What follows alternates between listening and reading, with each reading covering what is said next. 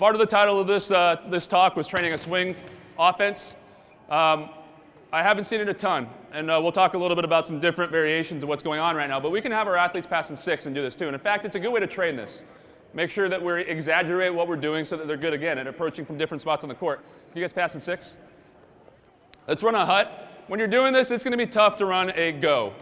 We're not going to be able to go super fast. So what I want you guys to do is run a hut, something in between, take a shuffle, and then go hit a go.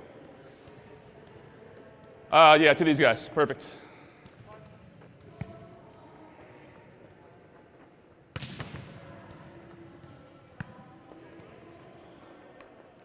Just a couple side notes. If we have time, we're going to talk about the BIC also in terms of that. We'll talk about the red and hopefully a little bit about what Texas is doing with the slide.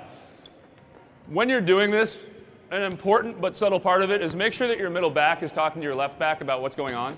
If you're running a swing offense and all of a sudden they're going here, going there, hitting a 2, hitting this, make sure this person knows so they don't get in the way. I think one of the hardest things about training the BIC, especially on the women's side, is their libero wants to go cover, so they're standing right in the middle of the court, and people want to land on them.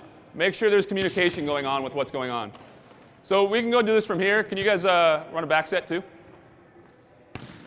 Hit a couple, we call them reds, I don't know what you call them, but same thing, just shuffle, maybe a couple, 1 shuffle, not 2, and go.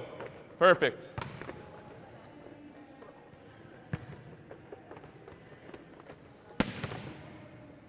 So again, make sure your hitters can go lots of places from anywhere on the court.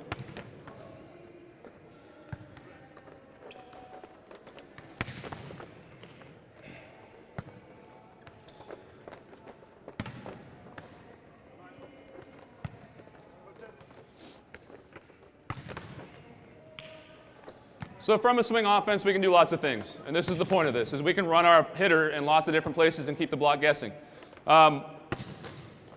We played Nebraska early this year, and you guys can hold up if you want.